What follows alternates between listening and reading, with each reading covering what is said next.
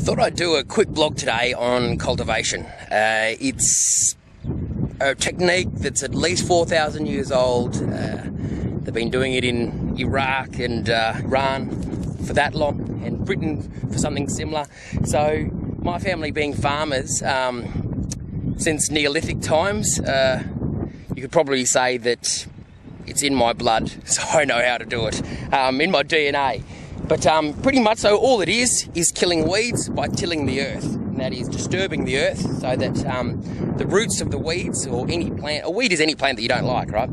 So you disturb the roots and therefore the plant dies, and the moisture that is underneath what you've disturbed stays there and is stored for the plant that you want to grow, which is whatever crop. So here we've got all these different weed varieties. Here there's mustards, there's turnips, there's wild mint, there's also thistles. This here is your wild mint. Smells delicious, but of course nothing really eats it, and more importantly it's taking away the moisture for the crops that we want to plant here. Now it's November and we're still harvesting just over here, but we're getting ready for next year's wheat crop. So we're harvesting wheat there, but we're getting ready for the wheat crop that we're going to plant in May next year. So it's a very long process, and there's a lot of money goes into just getting the ground ready for when you want to plant your crop. So this here is the third cultivation. This land's been called long fallow, so it's been under cultivation or under fallow. Fallow just means no grasses or no weeds growing. So it's been under fallow for an entire year. So it's a very long fallow, and what that means is you're storing all the moisture and all the nutrients as long as possible, so that when you do grow a crop, you end up getting the best possible crop you can.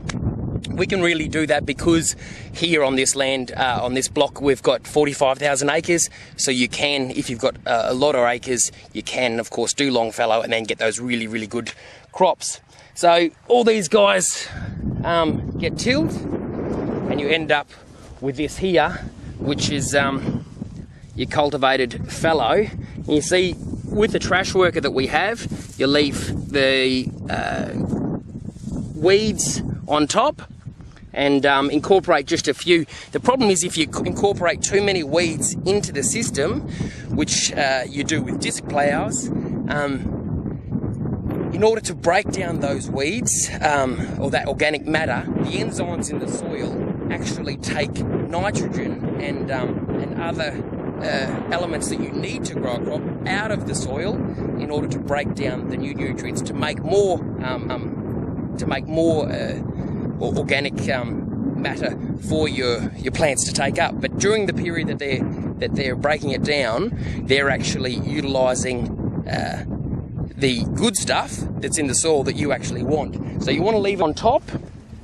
It shades the soil, and more importantly, it breaks down on top of the soil, and therefore the enzymes in the soil, the bacteria and all that sort of stuff, aren't taking away all of those minerals and nutrients that you need in the soil in order to break it down, so that they're all going to be there available for your crop.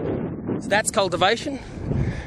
It's a pretty big paddock. This one here is probably about 800 acres, and so it's just up and back all day long, listening to local ABC radio, and at times going a little bit batty. That's why often you'll see a bloke in the cab of a tractor if you're ever going past a farm and he's got a dog in there. You need someone to talk to, and you know, dogs tend not to disagree with what you're saying, so it's pretty handy to have a dog.